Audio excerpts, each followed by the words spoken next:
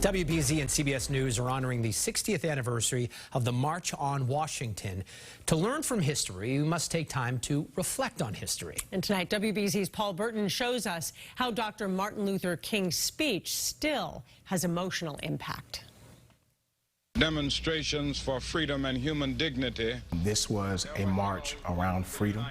This was a march around jobs. The reasons they were there are some of the same issues that we're fighting today.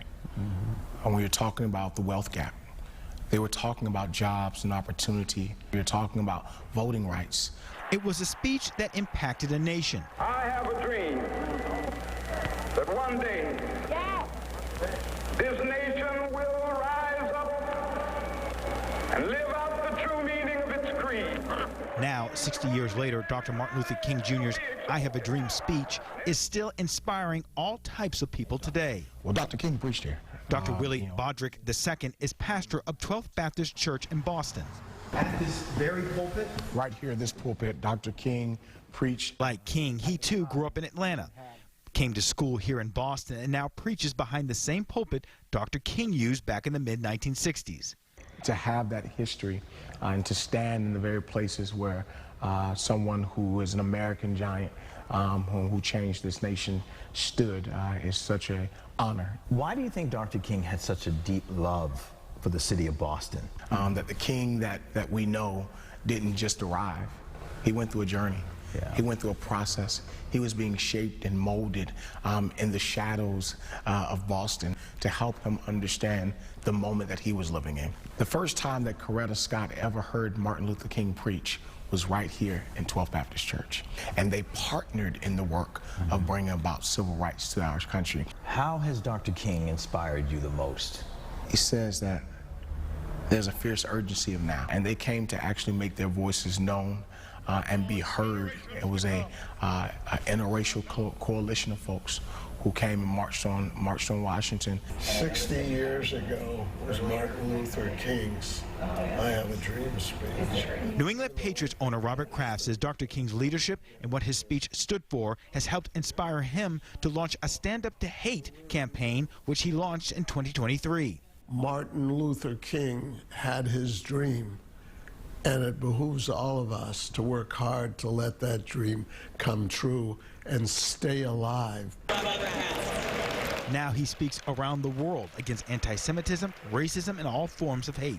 And I'm very worried about the country right now. Earlier this month, Kraft spoke at the 114th NAACP National Convention alongside its president, Derek Johnson, Harvard University professor Henry Louis Gates Jr., and entertainer Meek Mill.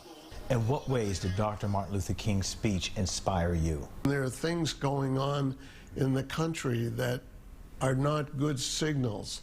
And so people like myself, in a small way, have to remember Martin Luther King and what he stood for.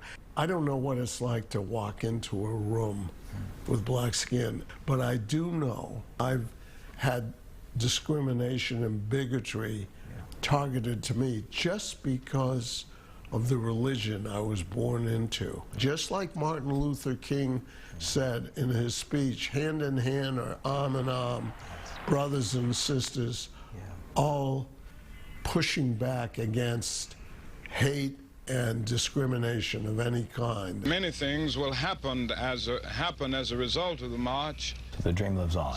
Well, hopefully, the dream becomes reality. Unfortunately, King's dream is still yet to be realized. We're seeing this effort across the country to erase some of the legacies and stains of our history that should be upheld, so we remind ourselves of who we do not want to be as a nation anymore, but we want to be the best of ourselves. And as King said, we can truly sing My Country 'Tis of Thee.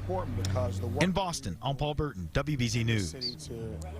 Just an incredible, to this day, when you hear the speech, it moves you so much. And I think, you know, we have this new statue that was put in last year. Right. And so people now know that there is a connection between Dr. Martin Luther King and Boston. But that story did a really good job at showing you there was a very big connection. It's true. And just the whole image in that speech of living up to our ideals, that it's an ongoing project. So no important. question.